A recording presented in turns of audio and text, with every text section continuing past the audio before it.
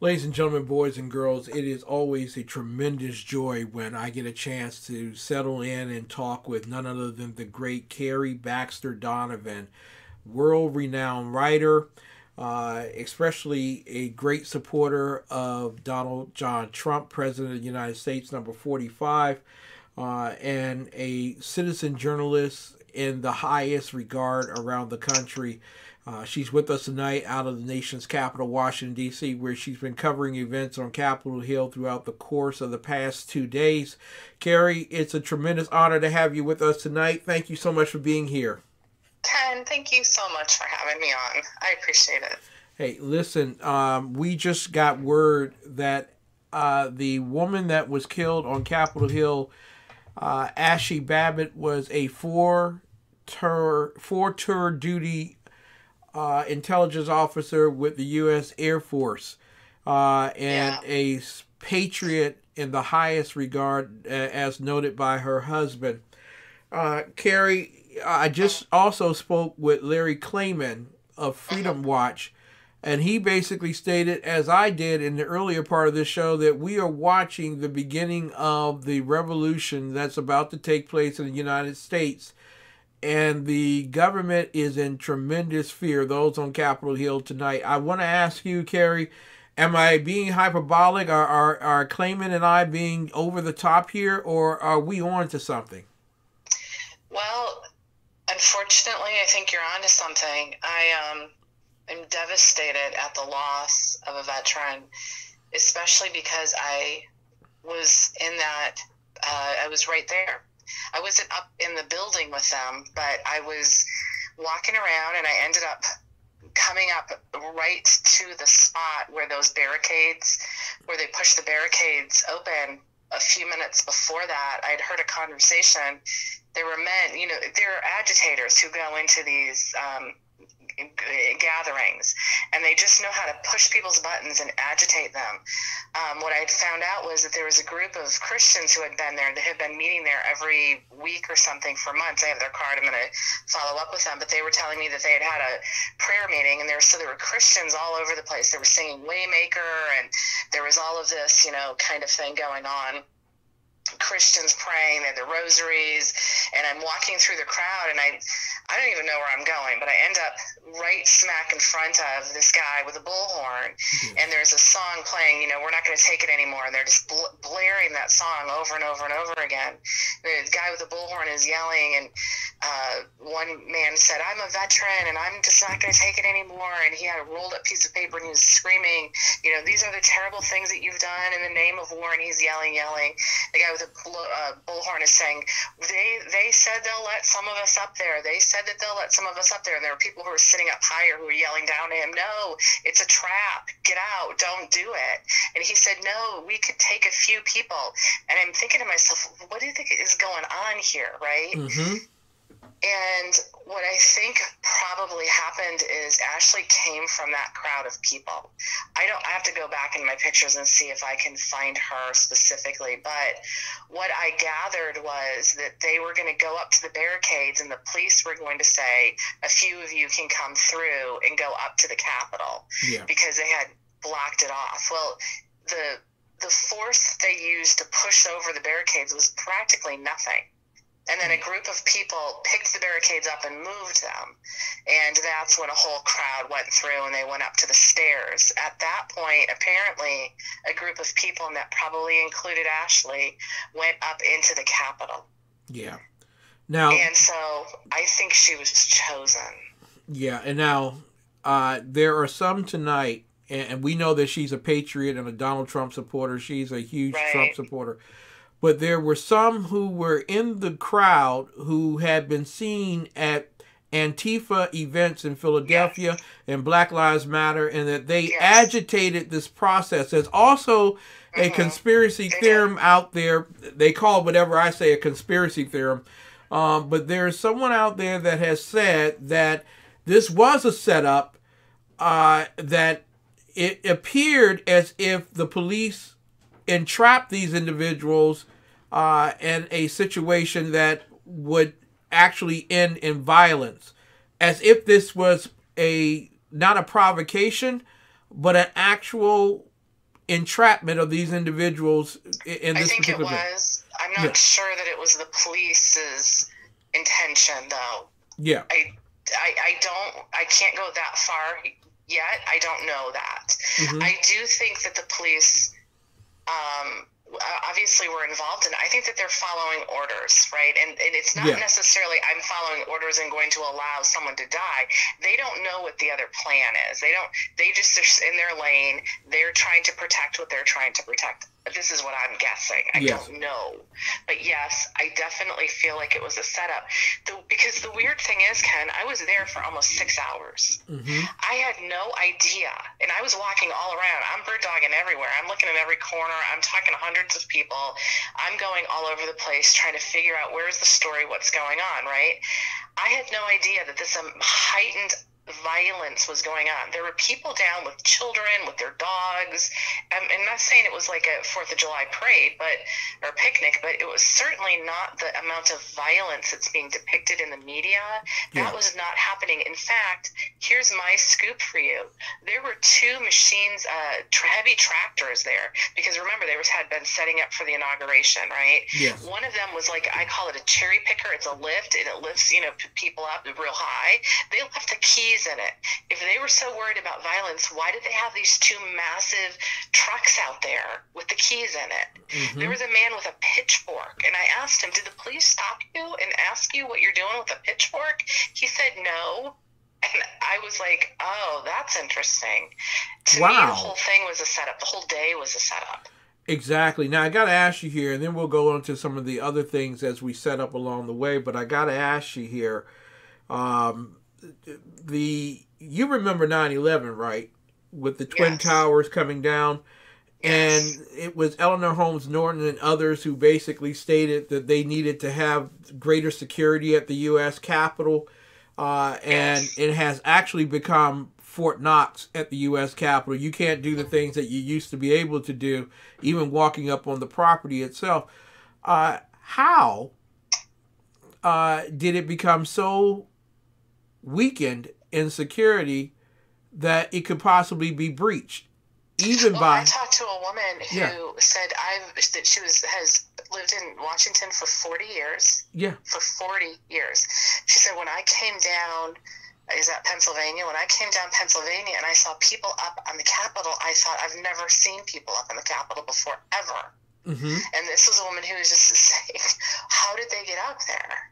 Yeah. What's going on? Exactly. Because you know who's in charge of keeping the security and maintenance of the U.S. Capitol?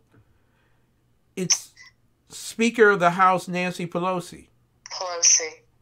How does she know that there would be, because there were some saying as far back as last week that there might be as many as 2 million people coming into the city for this particular event. There was something like maybe 500,000.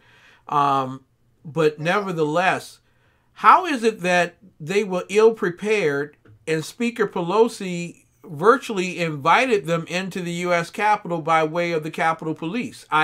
This is a foggy situation. It's very bizarre, and the whole day felt very weird, felt very uncomfortable. Like, something's going on, but you don't know what it is exactly. To find out that someone actually died, so going back to what you were talking about, this isn't your average silly pranks. This isn't your average political, pillow fights. This isn't even your average throat punch. This is something very, very strange, and it took me a couple hours to come back, get settled, just get my mind right. It's very odd. And the scaffoldings that were up, all of the things, like I made a live and I said, it feels like as if somebody was out here just hours ago putting these things here, these chairs, those could be projectiles, all of these things laying around. And then I come back and I find out that this was supposed to be this violent situation. They didn't even try to, they didn't try, they're worried about their safety. They didn't even try to make the ground safe for anyone. It was like a mass chaos, the way that was just sort of things tossed around, chairs that had been set up for the inauguration.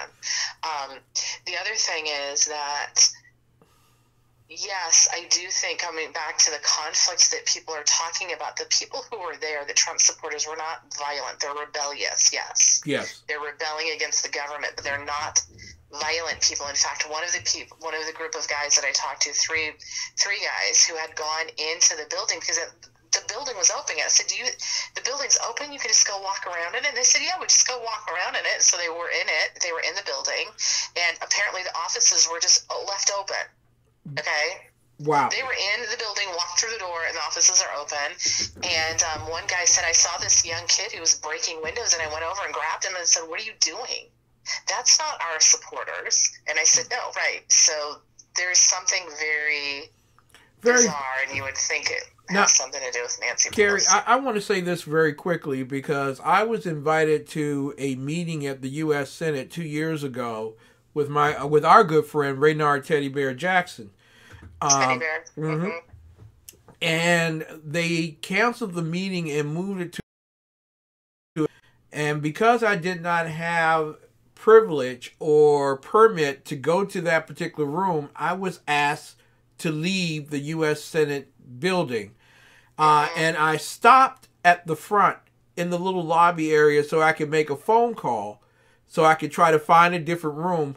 And the Capitol Police asked me to leave the building entirely. Now, how do we go from that to allowing kids to come in and break windows? You know what I'm saying? How do we get there? It's bizarre. It's as bizarre as using Dominion voting software to handle the Georgia runoff election yesterday. Right, and you know what I was going to say, what it tells you is they're getting right over the target of why did dead people vote? What is going on with the Dominion voting machines, and how about the foreign interference in our U.S. elections? So all of this is a bunch of kabuki theater, which isn't funny because someone died. Yeah. But that's the lengths to which they will go to cover up whatever it is that they don't want us to know. And so are we headed toward a revolution? I mean, I want peace, and I want people to be happy and joyful. And, I'm a mom. I don't want any kind of revolution. Even my biggest enemy, I don't want to die a violent death. I don't want shooting. But do I feel like we're headed that way? Yes. I don't think you're being vitriolic. I think that is exactly what's happening. And according to the people who were there, they're ready for that. They've taken the next step. Now this is just going to push them further. Because the last thing they had, a number of them said to me, you can't cheat on an election. Biden could win. They would accept that. But you can't cheat on an election. So basically what they're saying is we have nothing left to lose. That's what they've done. That's what the whoever, I say the left, but whatever you want to call them, they've pushed people into a corner where they feel like they have nothing left to lose. Now what's going to happen? Kari Baxter Donovan with us tonight, tremendous writer, one that was approved by the President of the United States for one of her recent writings. Kari, there are those who found it very, hilarious, almost folly, that the mayor of the District of Columbia literally was calling in the National Guard to put down the quote-unquote violence that was happening on Capitol Hill, when we both know that there was virtually none outside of the Capitol Hill police shooting the Air Force veteran and killing her. Besides that, there was virtually no violence.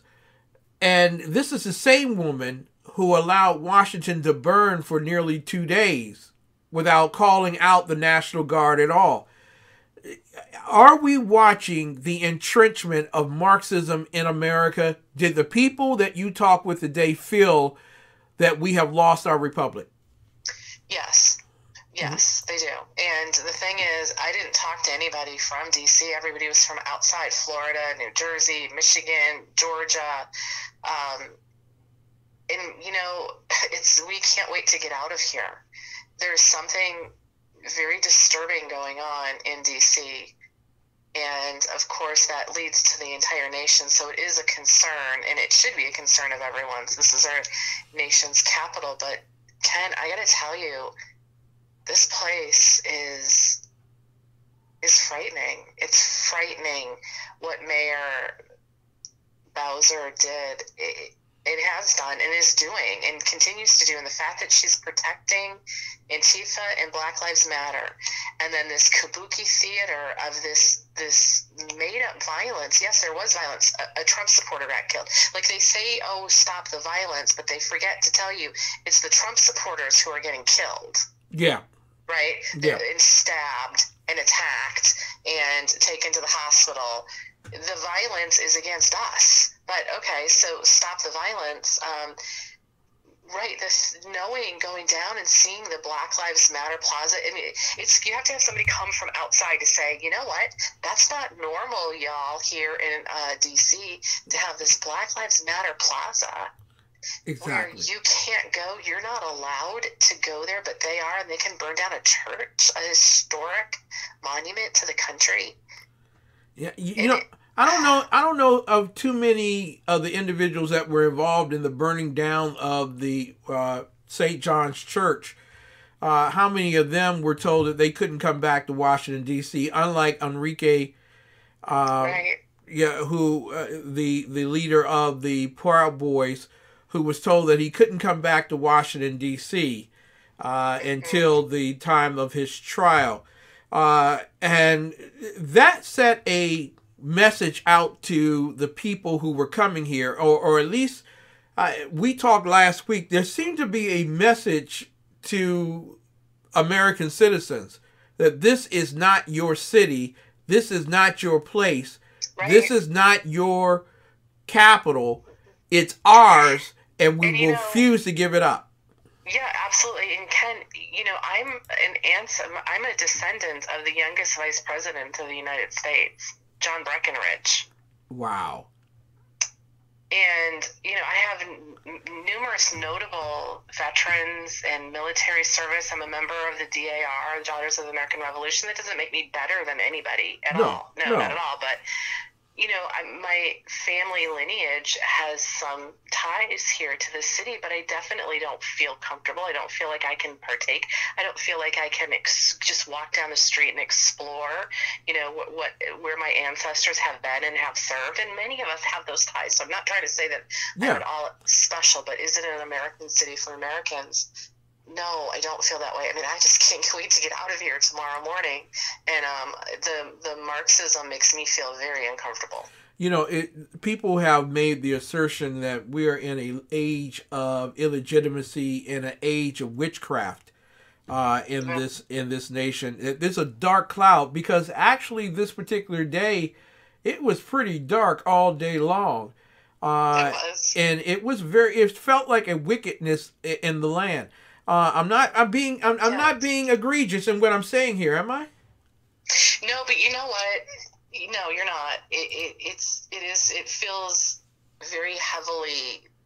The wickedness is oppressive, but at the same time, you know, I mean, I put my rosy sunglasses on, and I always find something beautiful, and I do, and I'm gonna leave here going, you know, I saw people doing their rosaries, I saw Jericho marches, I saw Judeo-Christians with their shofars, and I love spirituality. It's very important to me. Mine is very important to me, and I respect other people who have it, even if it's not, you know, exactly what I believe in. I think that is the foundation of America. It's very important to keep that. And there were numerous people. There was a big, huge sign, and it says Jesus 2020, and I got a great picture of that. It was a huge, huge, huge sign.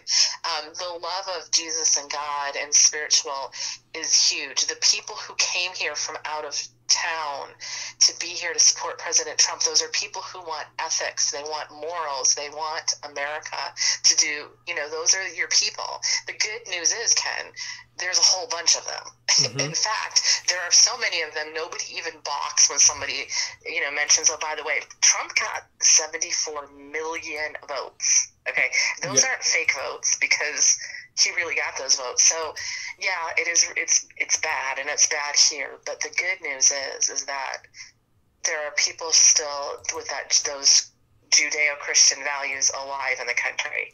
We're being brainwashed to believe that we're in the minority, and we're not. Exactly. That's something we still have to correct, no matter who's the president. Exactly. We got 4 years of Joe Biden and Mattress Harris. Right. She's done more for prostitution in America than any other woman that I've known. But it's just heartbreaking. It's just... Yeah. Yeah. But I want to ask you, because... As a mom of a daughter... Yeah. You try to teach her. Well, but the thing is, we have to remember, the people who have it in their heart to do the right thing are going to do the right thing. Yeah. There is a spiritual crisis, though. There is. And they're trying to lead us into bad places, like I think what happened to Ashley. I'm going to do some research. I'm assuming that she was led there by some people who may have told her some incorrect things. Yeah. And it wouldn't. I wouldn't put it past individuals who even have congressional contact to have set those particular individuals up. Not thinking that they would die, but thinking we will catch them in violence, and that way we will project that to the new media, that these individuals are violent terrorists, and we need to put a squashing end to not only the Tea Party, but the conservative movement, because I listened to them.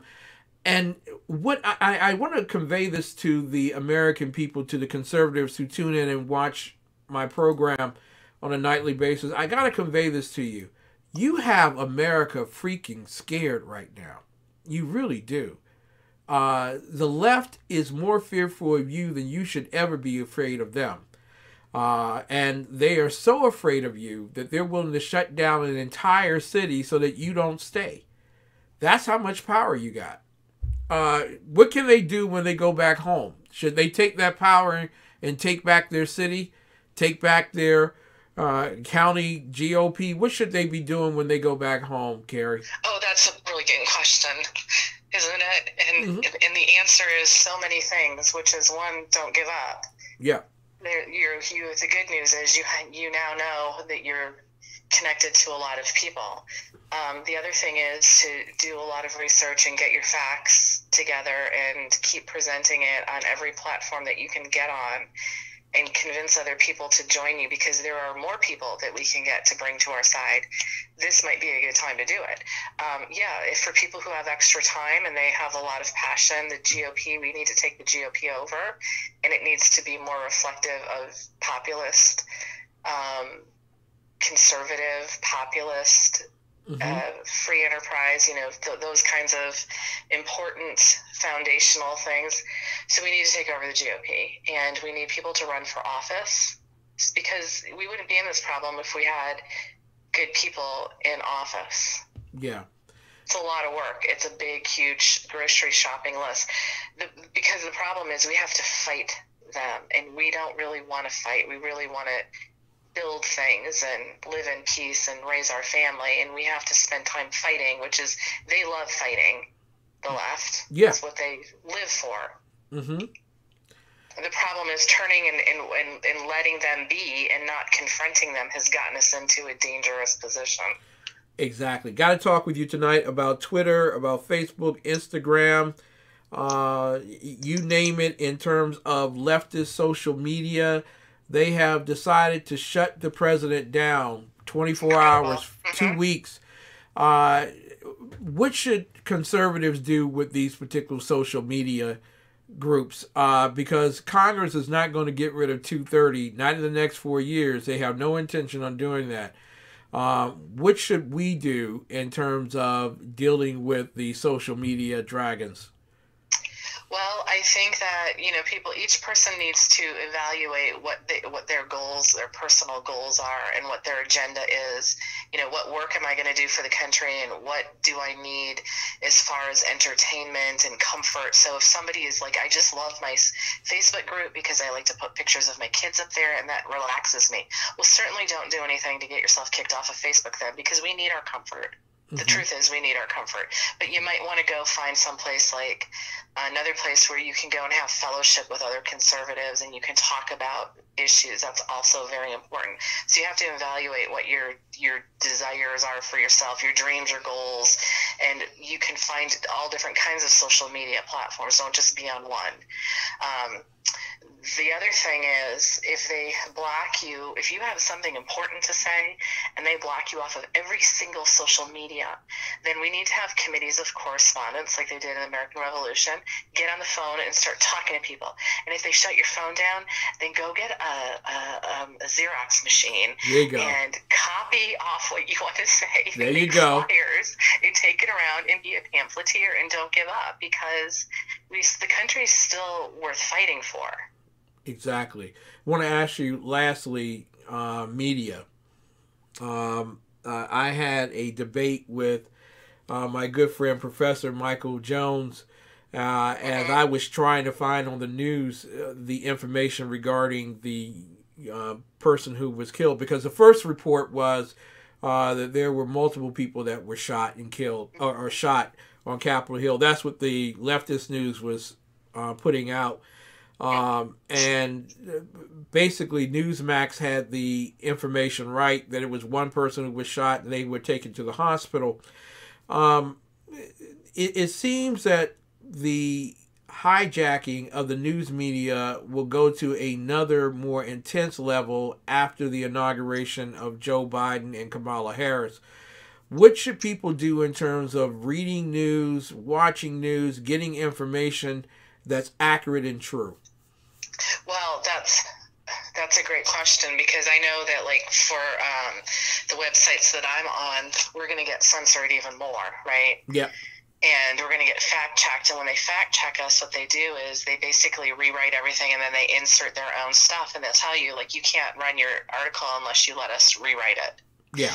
And when they rewrite it, they put their stuff in there. So the truth of the matter is, I don't know. We might not be able to get our news off of social media anymore, because it is going to be heavily censored and shaped for their narrative. One of the things that I've thought of doing, is start news groups, and that would be basically get together and talk about the news. It's like we have to go back to very elementary, I guess, old school ideas back before the internet. Yeah. The PA system still worked at the school. You know what I'm saying? Right. That's why we need so many more people. If everybody, think of it, if everybody reached 100 people. But, how soon is it going to happen? I don't know. Is that ideal? No, it's not. It's so much easier to get online and reach so many people with just a click. But, there were days when we didn't have the internet. Yeah. So. Yeah. I remember when I had to read the newspaper. I remember that. Right. I mean, I was one of my first jobs was delivering the Detroit Free Press. Wow. So I was a paper girl, and I delivered newspapers. Did you do afternoon? Did you do afternoon or morning? Which one did you do? I was afternoon. Well, on mornings and Sundays, afternoon and the rest of the days. You go, girl. Ladies and gentlemen. Tell you something though. I learned how to truck myself around. Kari, Baxter, Donovan with us tonight, ladies and gentlemen. This will not be the last time you hear from her. We will be working together, because news and information you got to get, and you need to get it from valid sources.